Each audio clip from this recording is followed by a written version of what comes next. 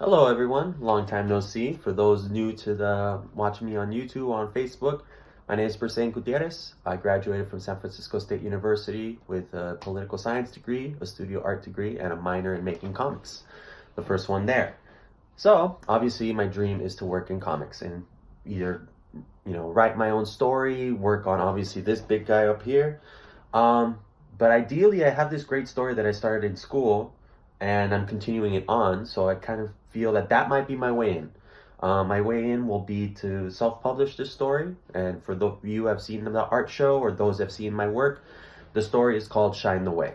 Now, Shine the Way is a very basic story in the sense, a traditional sense of a person becoming a hero, but it plays on many different parallels. So these clips that I'm going to show you guys, the first one, is basically showing you there's more to a page than meets the eye.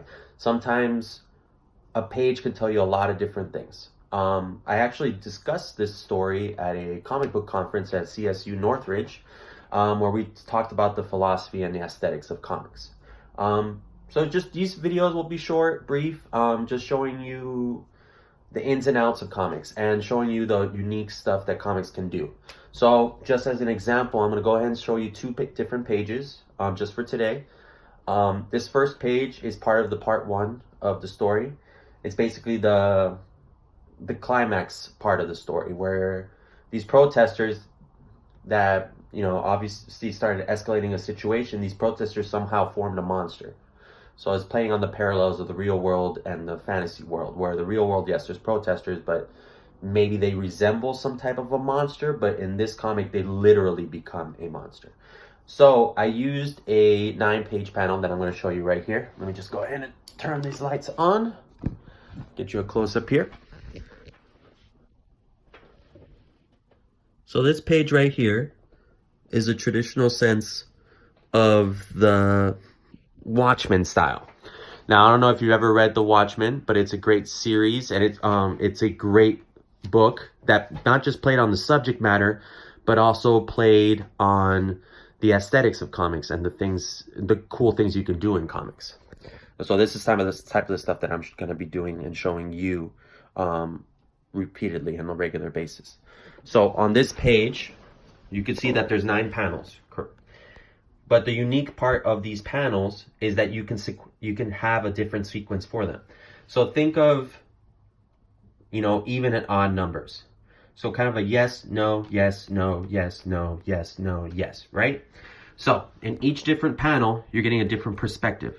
If you look closely, every other panel is different. So for example, the first panel is the panel of the hero, focused on the hero, even though you see the protesters behind them.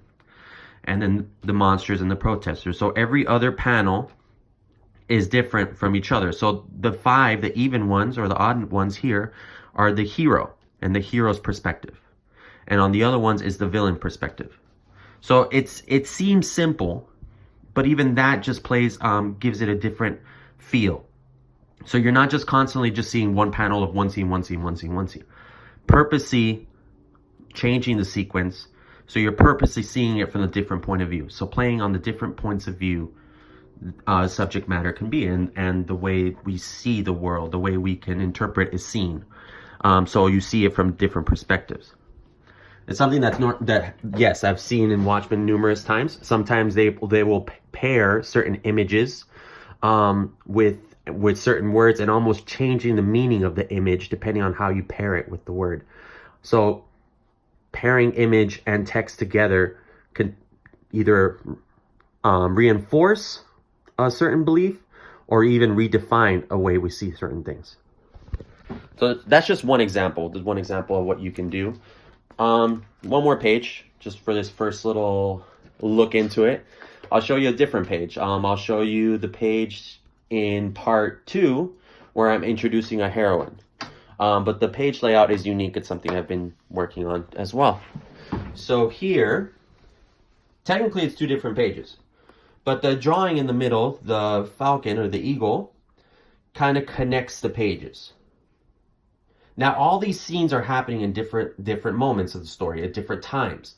The story is linear in a way that it continues on through all the panels. But this eagle connects the story. So when they ask you what's the right way to read comics, yes, you can read the word bubbles and go, one by one.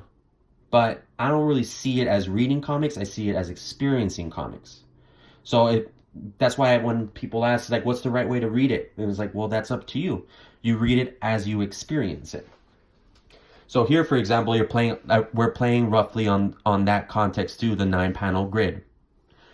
Even though you do not see a panel here, this is basically a panel itself, where you see the eagle flying until you find out later on that he's flying to meet the heroine. But that's where page layout is so important. Obviously you can do a traditional story of just panels all across the board. But playing on the planes, for example, this one completely over the panel. No, we didn't do it by accident. No, it wasn't a mistake.